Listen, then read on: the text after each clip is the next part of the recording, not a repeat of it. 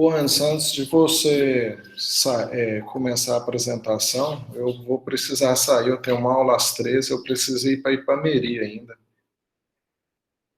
Agradeço a todos aí e bom evento aí. Obrigado, Flávio. Obrigado pela participação aqui. Depois você vai assistir a gravação, tá? Sim, obrigado. Até mais, Flávio. Tchau, tudo de bom, Zé Alexandre.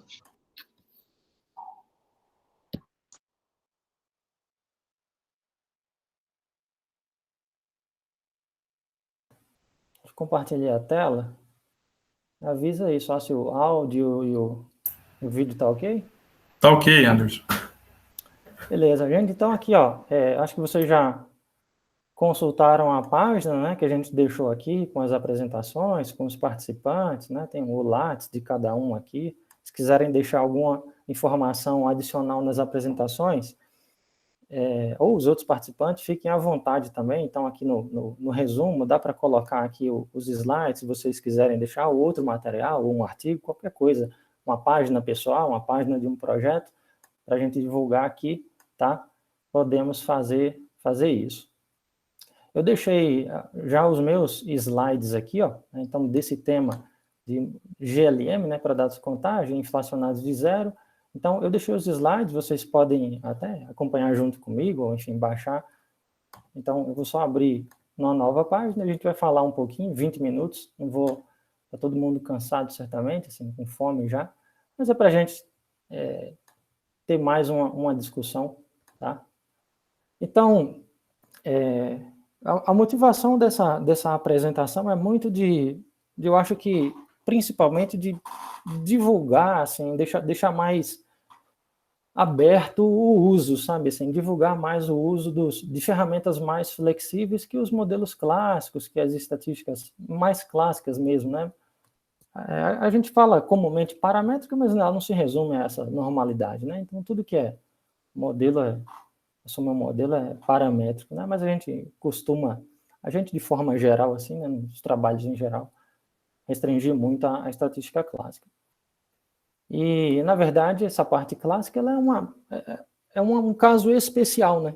Que dificilmente a gente consegue atender, ou muitas vezes não consegue atender, pelo menos. Ok? Então, a gente vai falar aqui de um fenômeno, como eu falei, que é muito comum, já saiu aqui durante a nossa conversa, né? Que é a superdispersão ou sobredispersão, que é quando o seu conjunto de dados, a gente vai tratar principalmente de dados experimentais, né? Quando ele tem uma variabilidade maior do que o modelo que você está usando consegue capturar. Então, seu modelo não é eficiente o suficiente para capturar a variabilidade que o dado está mostrando, né? E isso incorre em falta de ajuste, a consequência disso, final, em última instância, é uma inferência incoerente, você fala que tem diferença e não tem, ou vice-versa, né?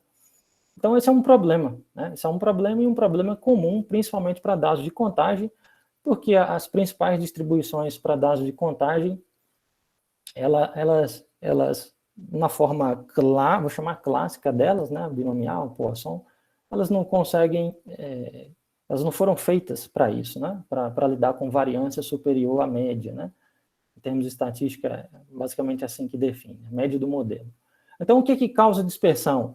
Quando você mal especifica o seu modelo. Eu estou falando de um modelo aqui onde a gente tem uma variável resposta, que é uma contagem, pode ser número de insetos por planta, né? Uma resposta aí qualquer de contagem, um dado discreto, e os fatores do modelo, tratamento, bloco, as interações, etc. Então, quando você mal especifica o seu modelo, falta algum termo ali, um termo de interação que você esqueceu, era para ter um bloco ali, uma covariável de controle, você não pôs, isso acaba causando superdispersão, né?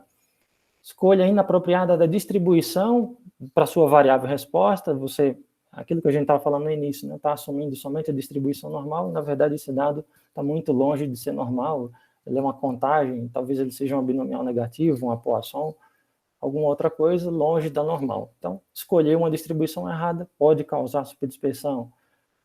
A escolha da função de ligação, né, foi um dos temas que a gente abordou, né, então, por exemplo, para dados de proporção, né, mortalidade, etc., né? A Janaína e a Paula falaram, a gente tem uma função clássica, a probit, né? Tem a logit, tem a colchit, tem diversas outras. Então, muitas vezes, e em especial nos ensaios de dose e resposta, é muito comum que funções de ligação diferentes deem valores muito diferentes de estimativas da CL50, da DL50, né?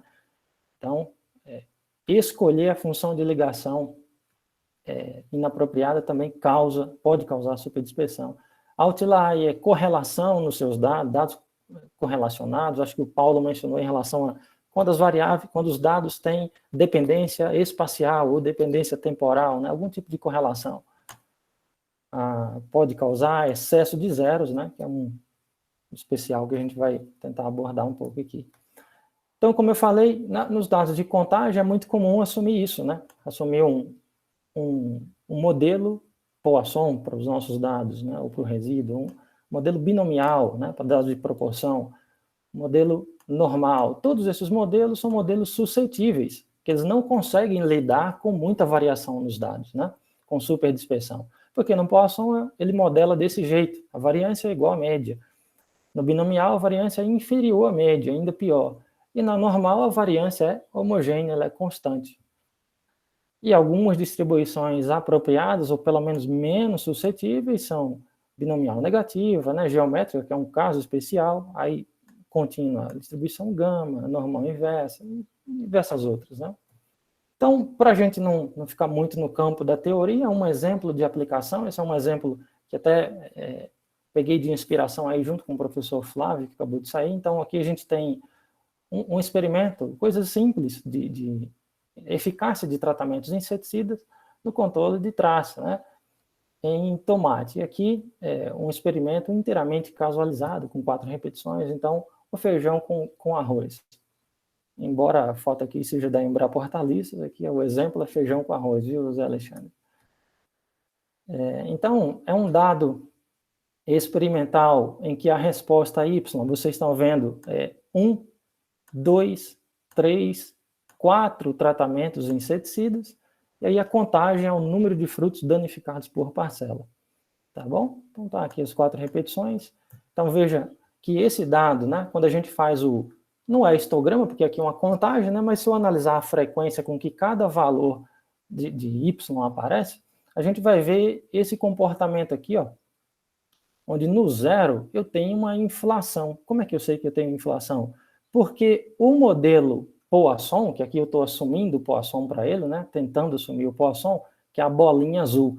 Então, você está vendo que o modelo Poisson ele está estimando uma quantidade de zeros muito inferior à quantidade que existe. Então, menos de 20% de zero é o que ele esperava.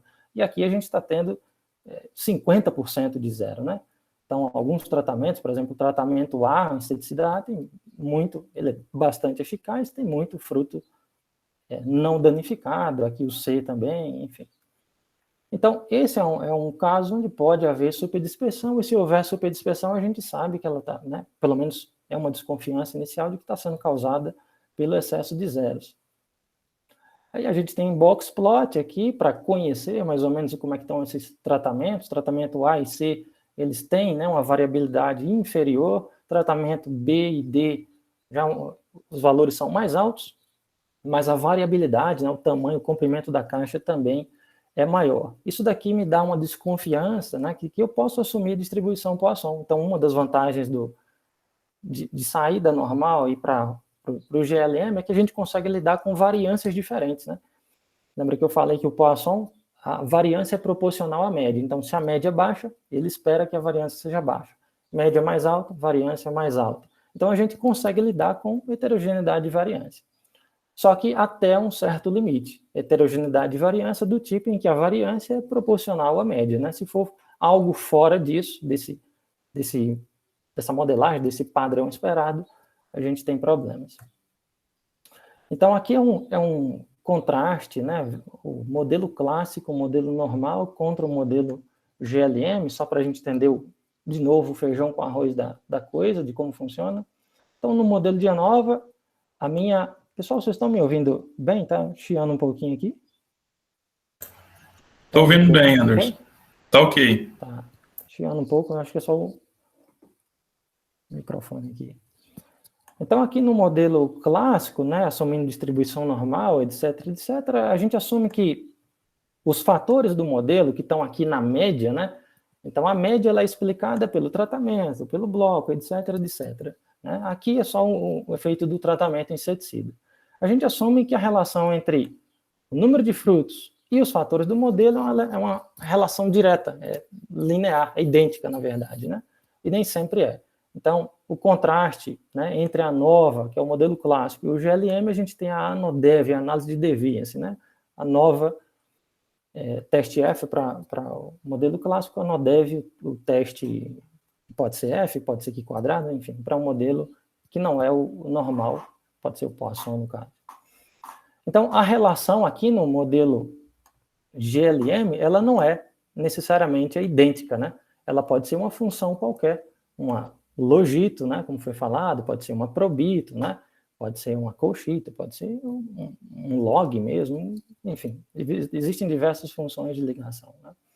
Então, aqui, assumindo, por exemplo, a Poisson, a gente assume que a nossa resposta, o número de frutos, ele é função aqui da média geral, ok, do efeito do tratamento do inseticida, mas não ligado diretamente, né, através de uma certa função aqui, que é a inversa, que é a exponencial.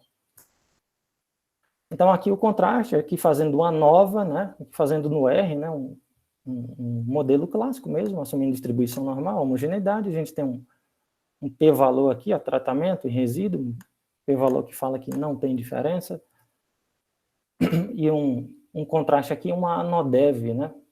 Na verdade, só o resumo do GLM Poisson. E aqui, ó, veja que eu tenho o efeito de tratamento B, C e D, a gente já consegue identificar uma diferença entre os tratamentos, né? O tratamento A e B, por exemplo, tem uma diferença significativa, ele já conseguiu o A e o D, e assim vai. Enfim, já consegue um pouco mais de sensibilidade na detecção de diferenças. Só que aqui tem um problema. Veja, essa questão que a gente chama aqui de deviance residual, né, uma medida de erro do modelo, da dispersão que existe nos dados, né, ela está maior do que a dispersão que o modelo está conseguindo capturar. Basicamente, de forma bem prática, bem pragmática, quando eu analiso essas duas quantidades, quando a deviance, ou o erro, né, ele é maior do que o esperado, o grau de liberdade, a gente fala que o modelo não está se ajustando tão bem. Então, talvez tenha superdispersão aí. Tá? Mesmo o modelo Poisson está um pouco mais sensível, mas ele está com algum certo problema que precisa ser investigado. Aí a gente faz a ANODEV, né? A função aqui no R é a mesma, só que aqui é do Poisson, o teste aqui quadrado. A gente já consegue um p-valor inferior, enfim. Não vamos entrar nesse mérito ainda, mas já mostrando a diferença entre assumir o modelo clássico e o GLM. Quando a gente compara o ajuste dos modelos, né, quem se ajusta melhor a esse conjunto de dados de contagem? Então, analisando o A e C, né, simples, é o menor, é o melhor, né, como se fosse o contrário do R2, né, enfim, um princípio aí de ajuste. Então, o modelo normal 77 de A e C, sozinho não tem significado, mas comparativamente, quando eu assumo a distribuição Poisson, o A e C cai bastante, né, então, isso é um indício de que Poisson é melhor, né? De fato, um modelo para contagem para esses dados seria melhor. Mas não significa dizer que o Poisson é bom o suficiente. Veja bem, ele é melhor do que o normal, mas eu posso ter dois modelos ruins, né? Só que um é menos ruim que o outro.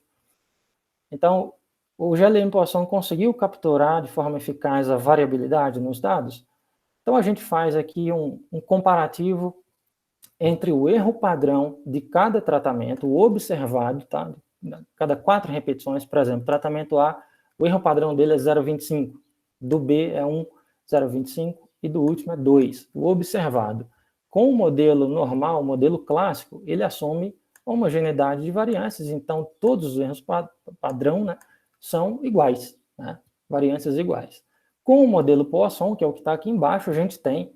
Aí veja o reflexo do AIC, né? A aderência aos dados é melhor. Veja que a gente consegue capturar, olha, o erro padrão do A bateu em cima, o erro padrão do B próximo, né?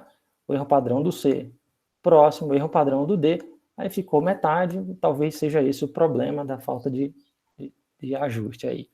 Mas veja que a gente já consegue um ajuste melhor. E aqui a gente mostra que o modelo Poisson, ele tem superdispersão. Aí um teste da estatística aqui quadrado de Pearson, né? Então, já foi falado uma generalização dela aqui pela Janaíne e pela Paula. Então, aqui, a gente vê um p-valor desse teste de superdispersão. Esse p-valor, então, me mostra que o modelo Poisson, mesmo ele, né, estando melhor que o normal, ele tem superdispersão, quer dizer, ele não está conseguindo capturar toda a variabilidade nos dados. Então, passando aqui. Então, uma alternativa que a gente traz, dentre várias, né, é para esse caso em que eu desconfio que a superdispersão é causada pelo excesso de zero, é isso daqui, que chama modelo ZIP, o GLM-ZIP, que é o Poisson Zero Inflated, né, inflacionado de zeros. Onde o modelo aqui a gente especifica duas partes. Uma parte regular, exatamente como a gente tinha especificado o Poisson anterior, essa primeira aqui, onde eu tenho tratamento, modelando aí o efeito na média dos dados. E eu faço um submodelo, não um submodelo, mas um modelo complementar só para capturar o excesso de zero nas parcelas, né? Que é um logito, basicamente, né? Pode ser outra coisa, mas a opção usual é logito para P, que é a probabilidade de aparecer zero. E esse W aqui, olha só, eu consigo definir no modelo, ou testar no modelo, o que está causando esse excesso de zero. Eu posso definir nessa matriz W, por exemplo, o tratamento. Será que é o tratamento diferente que está causando o excesso de zero? Será que é bloco? Será que é outra coisa? Então, eu consigo definir fatores covariáveis aqui que eu suspeito que estejam causando o P, que é o excesso de zero. E modelo a parte do efeito do tratamento de forma normal. Esse modelo ZIP ele é o que a gente chama na estatística de um modelo de mistura, né? Ele mistura a distribuição Poisson com a distribuição com massa no zero, uma distribuição Bernoulli que a gente chama. Tá? Então, aqui é só a transformação, né? Como a nossa variável resposta fica transformada. Então, tem o Poisson normal, né? O regular, né? Na verdade, e tenho uma modelagem aqui do excesso de zero.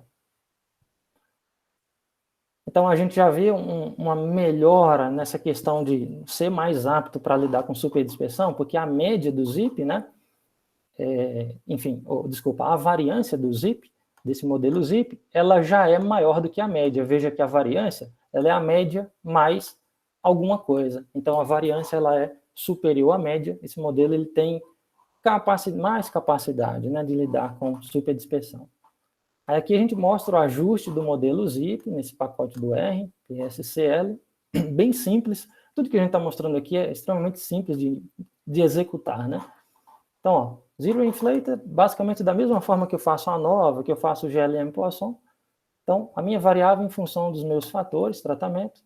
E aqui eu não estou supondo que é tratamento que está causando zero. Eu estou supondo que eles estão ocorrendo de forma aleatória na área mesmo. Não suponho que é nenhum fator que cause o zero. Então, eu coloquei um fator geral, médio geral. E aí ele estima aqui, ó, a parte de contagem, o efeito dos tratamentos sobre a contagem, né? O médio geral é o efeito do B, o efeito do tratamento C e do D. E aqui um coeficiente que modela, né, de forma com a função logit, né, ela modela o excesso de zeros, ou a inflação de zero, né. Então aqui a gente tem um coeficiente que me permite, pela logit, né, um coeficiente transformado aí da logit, consegue capturar o excesso de zero. Então, com esse coeficiente menos 1,23, por exemplo, eu consigo calcular a probabilidade de excesso de zero. Fazendo a transformada da logit aqui, né? Então, 22%, mais ou menos, é o que eu espero que esteja de zero em excesso, né? E o restante? O restante está sendo capturado pelo Poisson, se vocês lembram lá daquele primeiro gráfico. Ainda a superdispersão, aquele mesmo teste do que quadrado de Pearson, aí o p-valor, a gente está vendo essa segunda aqui, já não tem mais, né? A superdispersão, já conseguiu capturar bem ela. Aí aqui a gente mostra o AIC, ó, o normal, o clássico, o Poisson, e aí o ZIP ele reduz, então ele mostra que está melhor ajustado que o Poisson. Aí, novamente, a gente falando dos erros padrão, né? Então, você vê, aqui é o observado no dado, e aqui é o que o modelo conseguiu capturar. Então, aqui, ó, praticamente, né, bateu em cima, aqui chegou bem mais próximo que o Poisson, aqui bateu, né, praticamente em cima também, e aqui chegou um pouco mais próximo que o Poisson também, 1,3 para 2. Aqui a gente mostra aqui só um comparativo mesmo de intervalos de confiança, né? Daria para fazer comparações aos pares, mas só para num visual ficar melhor de entender. O primeiro gráfico é o modelo ZIP, o segundo é o Poisson e o terceiro é o modelo clássico normal. Então veja que o comprimento dos intervalos é o mesmo, né, para todos os tratamentos. Aqui a gente tem já a diferença, né, heterocidade, e aqui a gente consegue capturar mais, por exemplo, o tratamento D, que varia mais que os outros, veja que o intervalo dele é mais comprido, né, nos outros casos. E o tratamento A e C, que variam muito pouco, a gente tem uma menor variação também. Então, é só uma ilustração gráfica aqui dessa captura um pouco mais eficiente do modelo ZIP.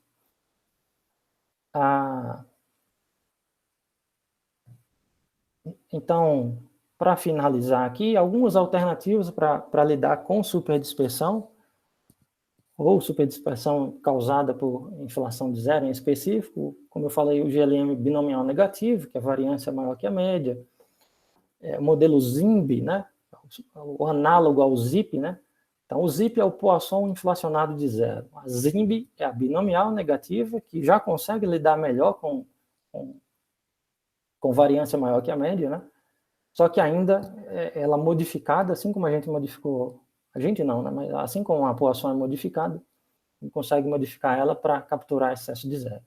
Modelos de barreira, onde a gente lida com distribuições truncadas, né? Poisson truncada, coisa assim. Modelo misto, onde a gente consegue adaptar ou incorporar, acomodar variâncias diferentes para cada tratamento. Os modelos Gumless, né? Que é ainda mais genérico que os GLM, né? Os Gumless, uma classe mais genérica envolvendo muitas distribuições, né? Então, a gente fala que é família de distribuição, de locação, como o parâmetro de locação média, mediana, escala, como variância, e forma da distribuição, né? Então, a gente chama isso de modelo aditivo generalizado. Aí você consegue modelar, além da média, né, do efeito dos tratamentos, você consegue modelar a variância de cada tratamento através desses, ou de cada observação através desses modelos. Nesse exemplo em específico, a gente tem uma alternativa ainda. Se vocês lembram, a minha variável resposta, ela é o número de frutos danificados, e eu poderia facilmente converter isso numa proporção de frutos danificados, né? Avaliar o total de frutos de cada parcela, e danificados sobre o total teria um dado de proporção. Se eu tiver um dado de proporção, eu tenho uma alternativa que é usar um modelo de regressão beta. O modelo de regressão beta está dentro dessa classe aqui. Mas a questão é que, com o modelo de regressão beta, ele é extremamente flexível para esse tipo de variação nos dados. Eu consigo modelar a média também de cada tratamento e a variância, né, de forma eficiente. Então é isso. Eu só agradeço a vocês pela atenção e, como eu falei, estamos aqui para conversar mesmo, para ver aplicações dessas coisas, da factibilidade de aplicar isso. Tá bom? Se tiverem alguma pergunta, o Paulo está com a mão levantada.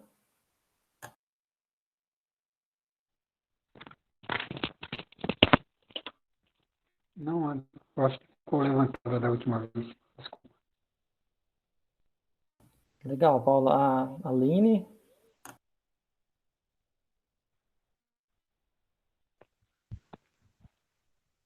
Oi, Anderson, parabéns pela apresentação.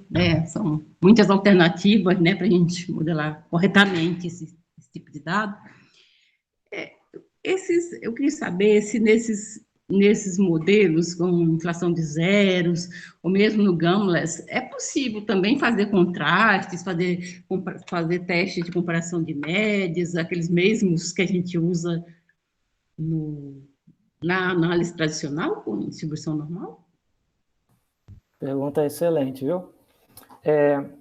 Esses modelos eles são ajustados com estimação de verossimilhança, aí usa informação de Fisher, a parte mais teórica, mas, enfim, esse tipo de abordagem eles assumem nos parâmetros normalidade assintótica, né, para grandes amostras. Então, tudo é feito assumindo isso. Esses contrastes dá para fazer, por exemplo, teste de Wald, teste score, teste da razão de verossimilhança, para contrastar médias, né? Assim como a gente faz contrastes entre dois tratamentos, dá para fazer sim. O próprio R aqui, é porque eu acho que eu não mostrei mais um desses pacotes, esse EM-MINS, pacote EM-MINS, ele já faz contraste 2:2, corrigindo os p-valores pelo TUC.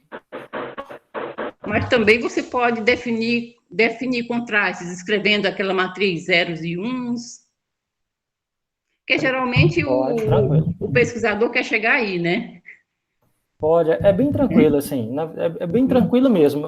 É como eu falei, o mesmo trabalho que você tem de fazer uma nova e um teste TUC clássico, você faz um GLM, ou um ZIP, e um teste de par a par, de comparação de médias. Par a par e corrige o valor P, é? E corrige pela metodologia de TUC, né, para múltiplos. Uhum. Tá bom. Então, é bem tranquilo. Bruno? Parabéns, obrigada. Obrigado a você. Anderson, parabéns aí pelo trabalho, pela apresentação, bastante didática, né? Eu acredito, assim, que na função GLHT do pacote multicomp também você consiga fazer esses contrastes. Geralmente a gente faz para o GLN tradicional, né, dentro da análise de deviance. E eu gostaria de saber em relação à qualidade do ajuste do modelo. Eu vi que você apresentou lá a comparação da deviance nula em relação aos graus de liberdade, né, do modelo, e também você mostrou um pouco do AIC, né? Mas eu gostaria de saber se em algum momento você chegou a utilizar antes um envelope meio normal, um envelope simulado meio normal, né? Já chegou a usar, né? Oi, Bruno, bom demais. Então, enriquece muito a apresentação da gente, porque tem muitas metodologias para fazer, como você falou, a avaliação do meu modelo. Ficou bem ajustado? Precisa, né, ser criterioso com isso, né? A Janaíne também falou algo assim, né? Precisa fazer uma análise extensa para ter um resultado coerente. Então, teste de superdispersão, como você falou dos resíduos, né, Bruno? Então, dá para fazer uma dispersão dos resíduos, um gráfico, e construir um envelope, ver se os resíduos estão dentro desse envelope de confiança. Isso é um indicativo de bom ajuste. Dá para calcular AIC, dá para calcular um tal de pseudo R2, ou deviance explicada, né? Então, tem várias estratégias, mas todas elas são válidas, é bom explorar sempre pelo menos 2, 3. Ótimo, Bruno.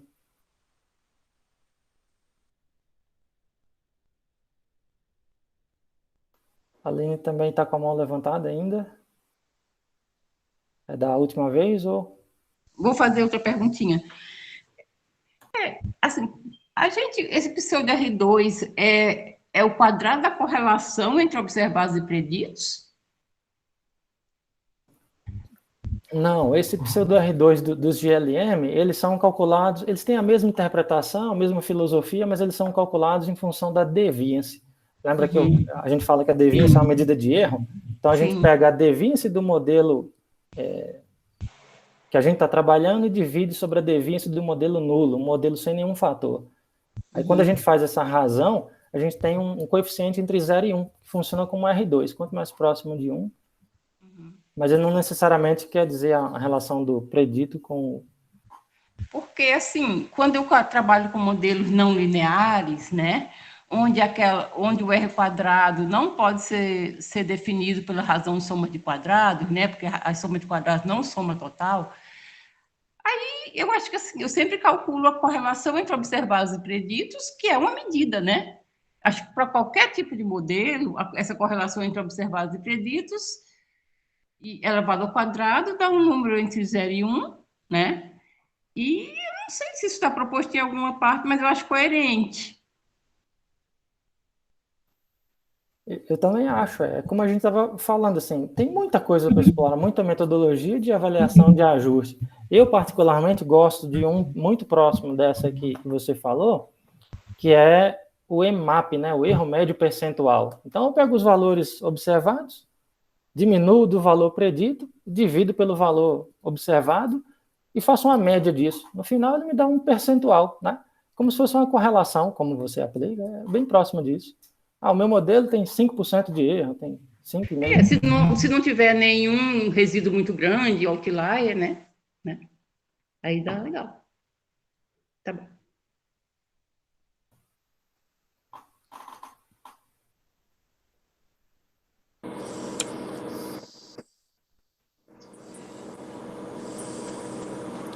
Beleza, mas Bruno, você quer falar? Tá. Sim, antes, assim, eu enxergo a utilização desses modelos assim, com excesso de zeros para dados assim, de contagem a campo, como também assim, ferramentas para a gente desenvolver métodos de amostragem. Né? Então, por exemplo, você tem uma binomial negativa, né?